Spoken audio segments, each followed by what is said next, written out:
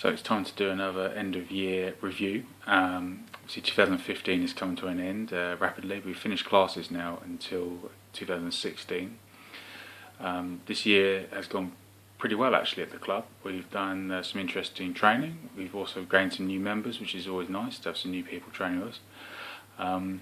We focused this year primarily on dealing with knives, working on from the ground, and we've also looked at making sure our foundations can be appropriately applied and be functional. So we've been doing some work around sort of some of the pressure training, using a protective kit and so on as part of our training this year, which has been useful and a valuable addition to our sort of more regular sort of style of Bujinkan training.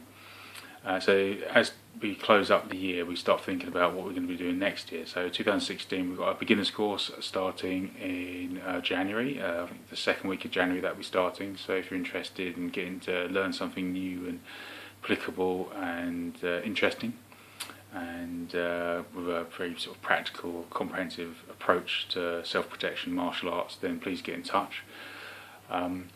We'll be running a 4-week course to help individuals, both new and also more established in the club, to sort of refresh some of the more sort of fundamental elements of the Bujinkan training that we follow.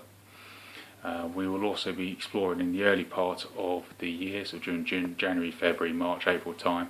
We'll be really sort of drilling down into our fundamentals, and as the months go on, we'll start introducing a certain amount of sort of the pressure training again as part of our sort of making sure our foundations are functional. Our training really in the last couple of years is focused on making sure what we can do can be applied in a sort of realistic way. Many people in martial arts and in the Bujinkan, as I've said before, sometimes approach martial arts in the sense of does it look good in a dojo, or does it look nice on a video, or does it look impressive to someone? They might have absolutely no real foundation in reality, and it's kind of a delusional almost. The Bujinkan particularly has a tendency for people punching and sticking their arm out, and leaving the person doing the technique to have free reign. Obviously we've completely moved away from that style of training in our approach, and it's making sure the people who are attending our classes are actually effective practitioners of a martial system which has got its roots very strongly and firmly based in reality. So we're really sort of making sure what we do is un-dojo-like, I suppose. It's not necessarily the most classical way of training, but I think it's really important to have a foundation in reality, and ensuring what we do is going to be effective. So next year, early part of next year, we're looking at sort of the Gyoku-ryu and elements of the Koto-ryu, because they kind of are sort of linchpin schools, if you like, of the Bujinkan martial arts. And we'll also be digging down into some of the elements of the Tenshi Jin, because that's important training. Everyone should know what that is and how it affects our training and how we do things. We'll obviously, as we go throughout the year, we'll develop some sort of further ideas.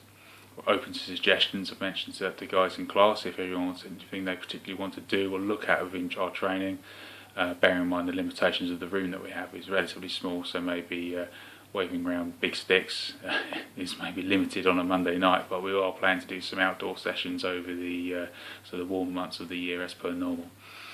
We're looking forward to getting back into training after a well-earned rest and a break, so enjoy your sort of a festive time, and I'll see you in the new year.